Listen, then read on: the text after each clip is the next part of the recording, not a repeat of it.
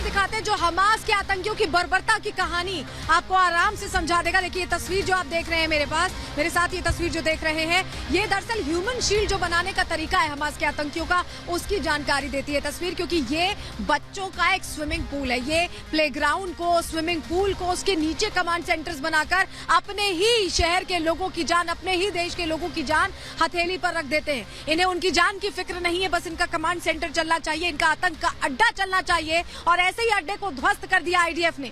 आपके लिए ये जानकारी बहुत अहम हो जाती है कि आखिर ये ह्यूमन शील्ड कहां बनाते हैं हमास के आतंकी। ग्राफिक्स के जरिए वो डिटेल अब हम आपके सामने रख देते हैं। जल्दी से ग्राफिक्स आपको दिखाएंगे, जहां आपको बताएं कि प्लेग्राउंड में भी उसके नीचे हमने देखा कि कैसे अंदर की तरफ कमांड सेंटर बनाया गया था, टनल बना के। बच्चों के स्विमिंग पूल की तस्वीरें अभी हमने आपको दिखाई हैं। इसके अलावा और भी जगह है जहां पर ये कमांड सेंटर्स ऑपरेट हो रहे थे।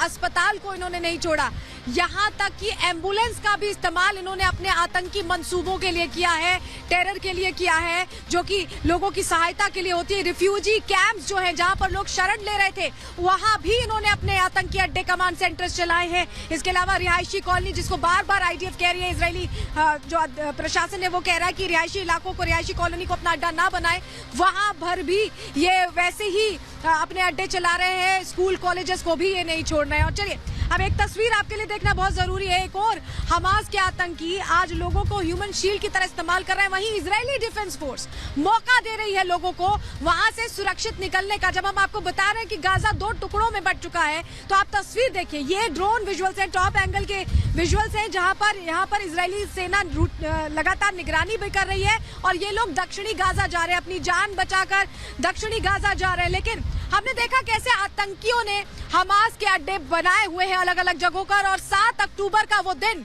आपको याद होगा जब महज 20 मिनट में 7000 रॉकेट्स दागे गए थे। लेकिन अब जो खुलासा अंदर की खबर में हम करने वाले हैं वो आपको हैरान कर देगा, क्योंकि जो चीफ है हमास का, हनिया, उसने पूरे प्लान ऑफ एक्शन को ही बदल दिया था। टॉप लीडरशिप ने पूरे प्लान ऑफ एक्शन को बदल दिया और जो कमांडर्स थे, इनके जो लड़ाके थे, उनको ये जानकारी नहीं थी कि इस तरह का कत्लेआम या इस तरह की तबाही होने वाली है। रिपोर्ट पर नजर डालिए।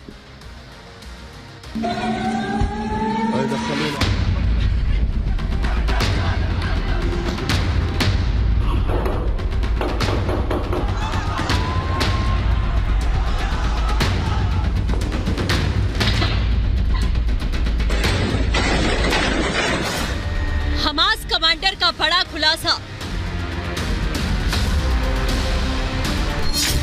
आतंक के आकाओं की खौफनाक खूनी साजिश।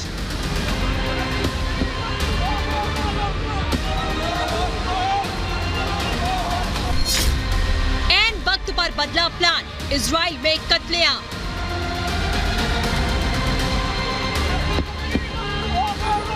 हमास के नेता और लड़ाके इजराइल पर हमले का प्लान लंबे समय से बना रहे थे। हमास के टारगेट पर इजरायली सेना और उनके ठिकाने थे।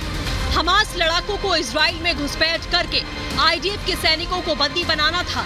लेकिन गाजा के बाहर बैठे एक शैतान ने ऐन वक्त पर पूरे प्लान को बदल दिया और रच दी वो खूनी साजिश जिसने इजराइल की जमीन को रक्त रंजित कर दिया।